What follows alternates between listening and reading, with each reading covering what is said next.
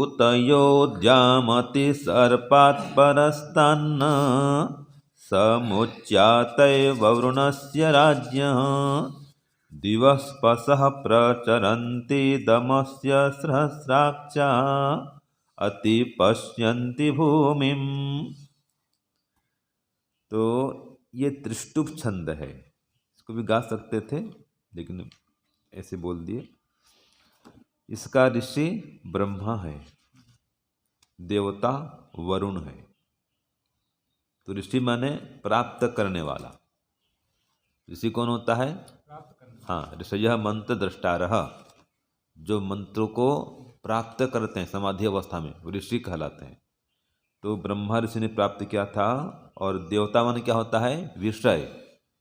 तो इस मंत्र का देवता माने विषय क्या है? वरुण है। और छंद त्रिष्टुप है जी, अथर्ववेद का मंत्र है। तो यह जो मंत्र है ये क्या कह रहा है कि देखो, कोई कहीं भी चला जाए वो ईश्वर की दृष्टि से बच नहीं सकता है। ठीक है, कहीं भी छुप के कोई भी पाप काम करे वो ईश्वर उसको देख ही लेगा, जान लेगा, पकड़ लेगा। और बुरा काम क्या होगा तो छोड़ेगा नहीं, दंड जरूर देगा। तो इसमें थोड़ा अलंकारिक वर्णन है। इस मंत्र में क्या है? अलंकारिक वर्णन है। तो पहले देखते हैं यह उत, यहाँ पर जो कोई भी जीव, कोई भी प्राणी, द्याम अति, ये भले ही द्युलोक के पार चला जाए, द्युलोक से भी अगर उस पार चला जाए, परस्तात माने उससे भी परे, सर्पात चला जाए तो जी हेतु में पंचम अति सर्पात अति जाने से न मुच्चाते, अभी तो आएगा वो। अभी तो शब्दार्थ में देख रहे हैं हम कि यह उत, जो भी कोई जीव द्याम अति, द्युलोक को पार करके, परस्तात उससे भी परे, सर्पात चला जाए, तो सह वह भी वरुणस्य राज्य, वरुण राजा से न मुच्याते, ये है। तो वरुण राजा से मुक्त नहीं हो सकता है। ये न मुच्याते जो है ना, ये है कि उससे बच नहीं सकता है।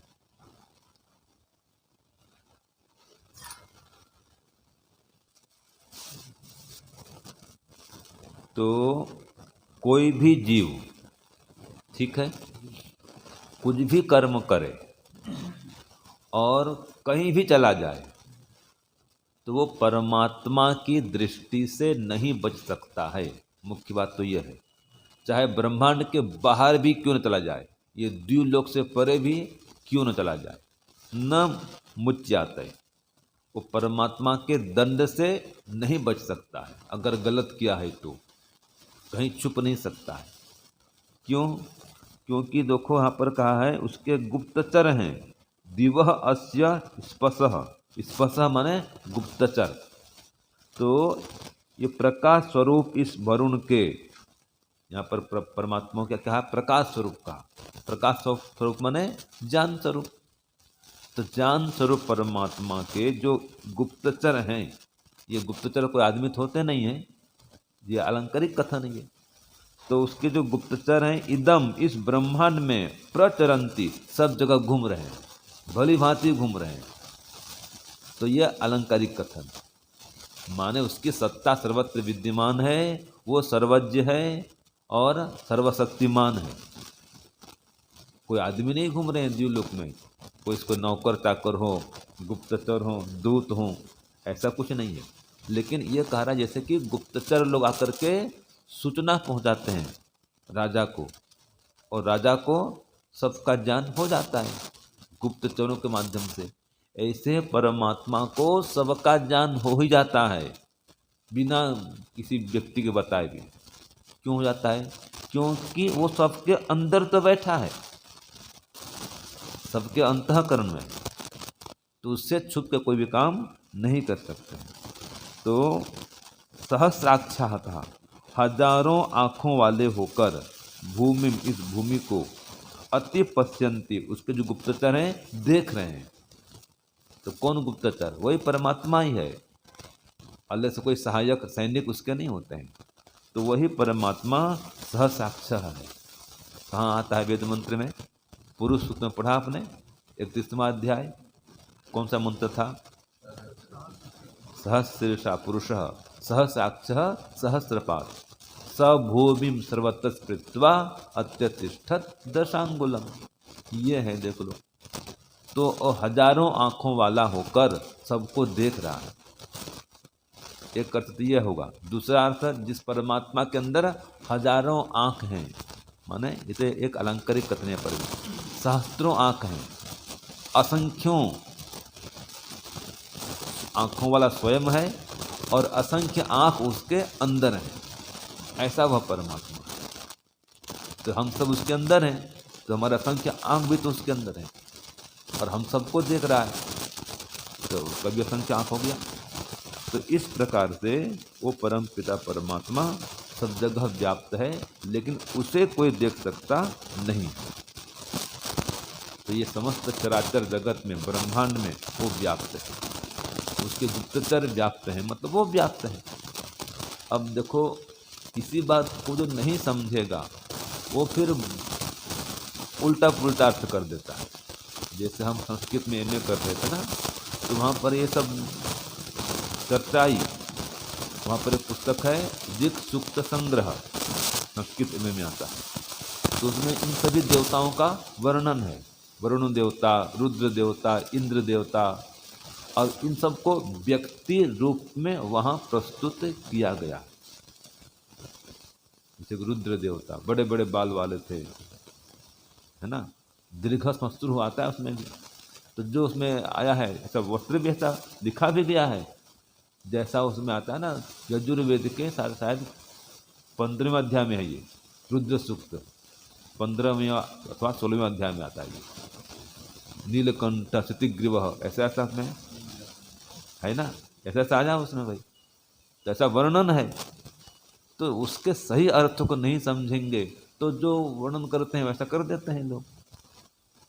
तो वहाँ पर वास्तव में ऐसा ही दिया है कि ये अलग अलग देवता हैं, कोई किसका पुत्र है, कोई किसका बहन है। पूषा को स्त्री रूप में दिया, जिनकी बहन को रूप में दिया है पूषा को, तो स्त्रीवाची है वो, स्त्रीलिंग में शब्द है वो पूषा।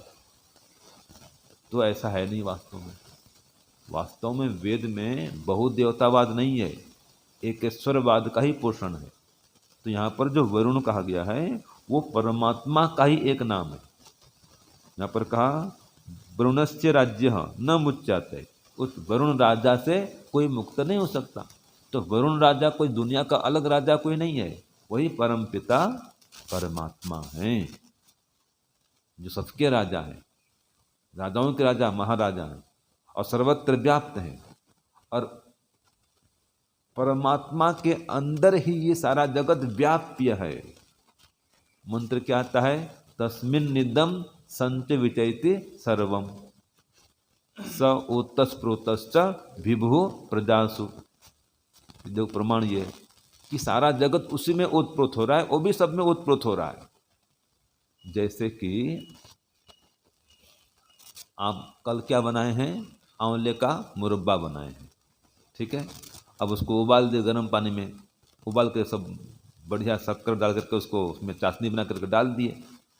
अब इतना बड़ा बर्तन है, तो आपने क्या देखा कि आंवले के बाहर सब और चाशनी ही चाशनी है ना, और उस चाशनी में आंवला जो है वो ओतप्रोत है। तो उस आंवले के अंदर भी चाशनी है, इसको दबाओ तो रस निकल रहा है।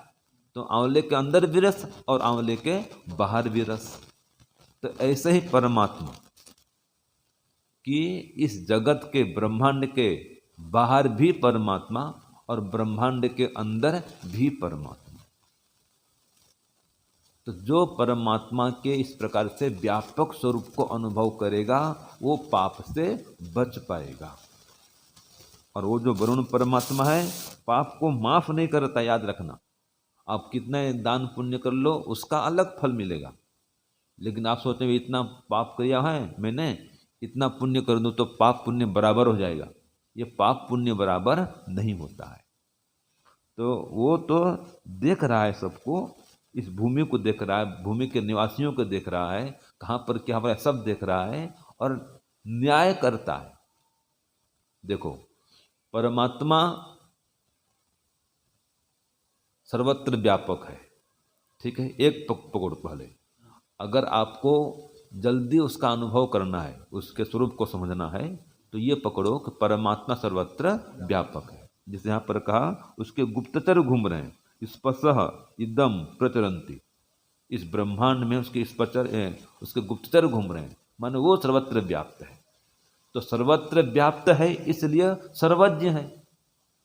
ये सब जगह फैला हुआ होगा तो सब कुछ जानेगा, सीधी बात है। तो सर्वव्यापक है इसलिए सर्वज्ञ है, और इसलिए सर्वद्रष्टा भी है, सबको देख रहा है। सर्वव्यापक है इसलिए सर्वद्रष्टा है, इसलिए सर्वज्ञ है, इसलिए सर्वश्रोता भी है, सर्वज्ञाता भी है। तो सर्वव्यापक होने से ही वो सर्वद्रष्टा है, सर्वश्रोता है, सर्वज्ञाता है और सर्वाधार है। क्योंकि सभी जगह व्याप्त है तो सर्वाधार है। और फिर सर्वेश्वर भी है, सबका स्वामी है, जहाँ भी जो भी हाँ सर्वेश्वर है। और फिर सर्वरक्षक भी है, सब जगह रक्षा करता है। तो वो परमात्मा सर्वद्रष्टा, सर्वज्ञाता, सर्वश्रोता और सर्वकर्म फल प्रदाता है, सबके कर्मों का फल भी प्रदान करने वाला है। इसीलिए क्योंकि सर्वत्र व्याप्त है, इसलिए वो सबके लिए कर्म फल प्रदाता है। तो यहाँ पर वही आ रहा है कि वो ऐसा सर्वज्ञ है, ऐसा सर्वशक्तिमान है, ऐसा न्यायकारी है कि आप कहीं भी कुछ भी करो, अच्छा करो बुरा करो, सब वो जान ही लेता है। उसके जान से बाहर कोई कर्म आप नहीं कर सकते। कोई सोचे कि मैं सुरंग में घुस जाऊं, गुफा में घुस जाऊं, वहां कोई पाप कर दूं, तो भी जान लेता है। तो जल में, थल में, आकाश में, नभ में, कहीं भी कोई भी पाप करो, उसके दंड से बच नहीं सकते हैं।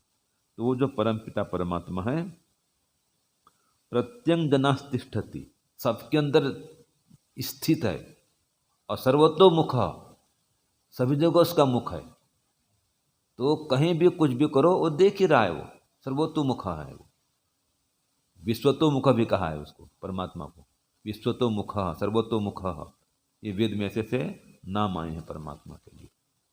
तो वो जो परम पिता परमात्मा निश्चित रूप से सब जगह प्राप्त है, व्याप्त है।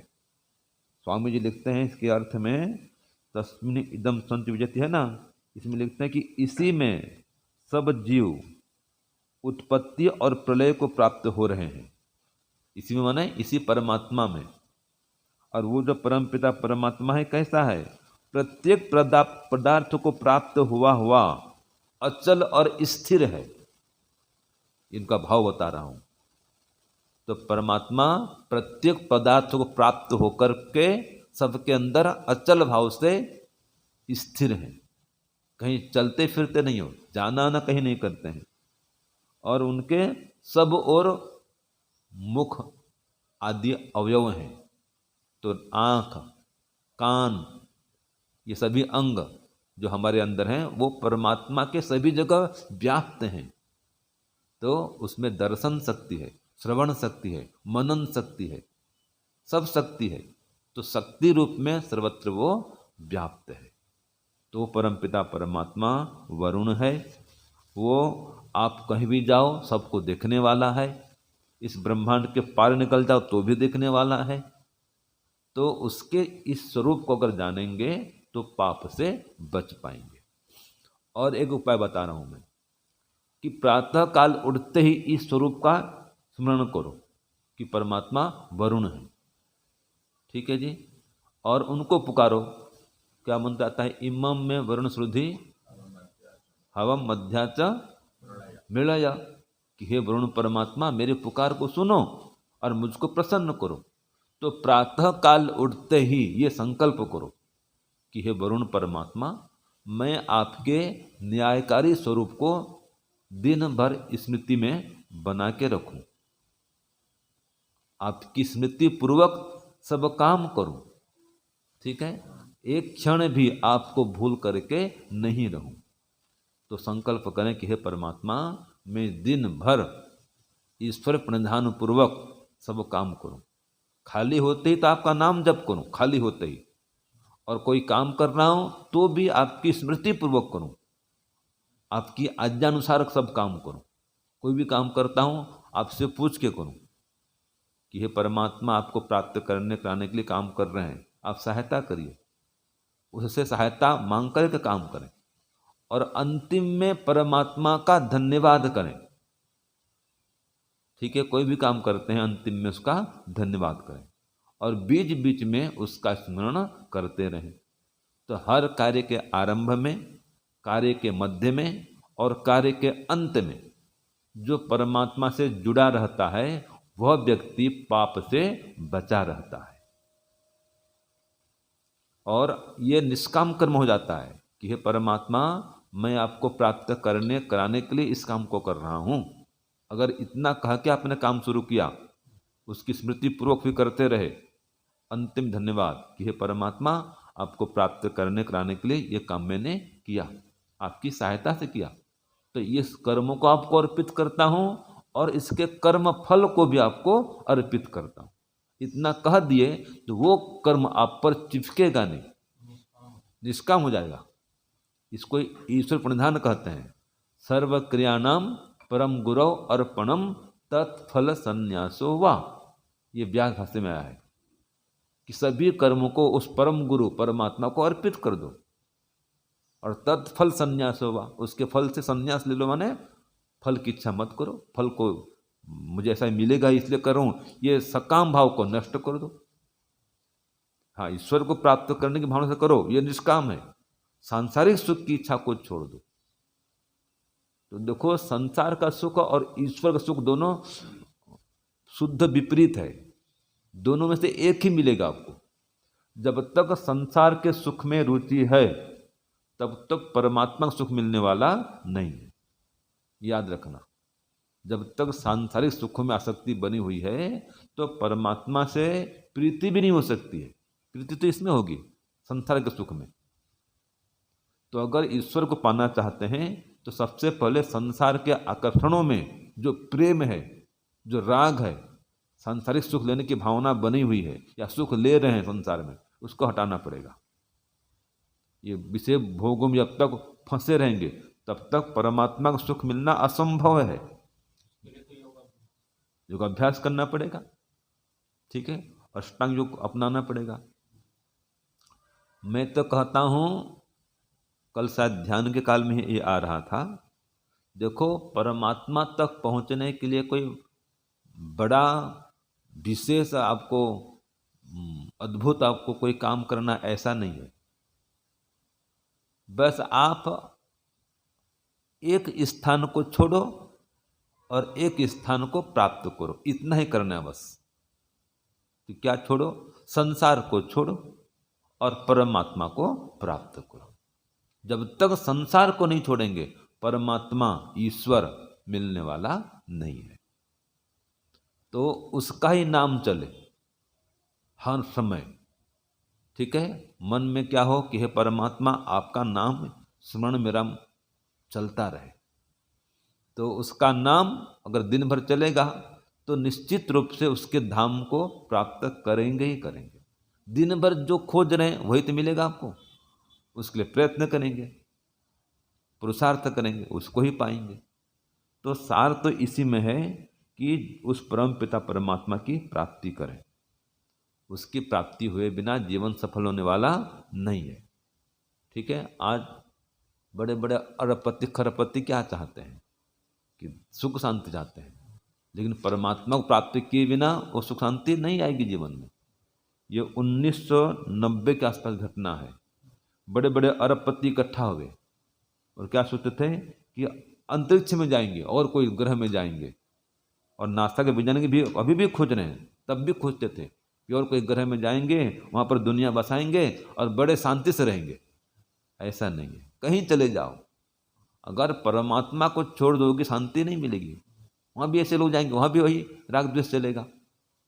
तो कहीं पे भी चले जाएंगे, परमात्मा को भूल करके, उसको छोड़ करके पाप से भी नहीं बच पाएंगे और दुख से भी नहीं बच पाएंगे। तो ये जो स्वरूप है परमात्मा का, इसको हमेशा याद रखें कि परमात्मा सर्वत्र व्यापक है, सर्वज्ञ है, न्यायकारी है। अगर उसका जप ध्यान करेंगे तो विशेष सुख देगा, और अगर उसकी अवज्ञा करेंगे, उसको भूल करेंगे तो पाप करेंगे तो दंड देगा। तो ये स्वरूप अगर मन में आ गया तो निश्चित रूप से आपका जीवन सफल हो जाएगा। ये स्वरूप परमात्मा का व्यापक स्वरूप, न्यायकारी स्वरूप, इसको याद रखें और जीवन को सुखमय करें। ओम शांति, ओम शम। सबको सादर नमस्ते जी।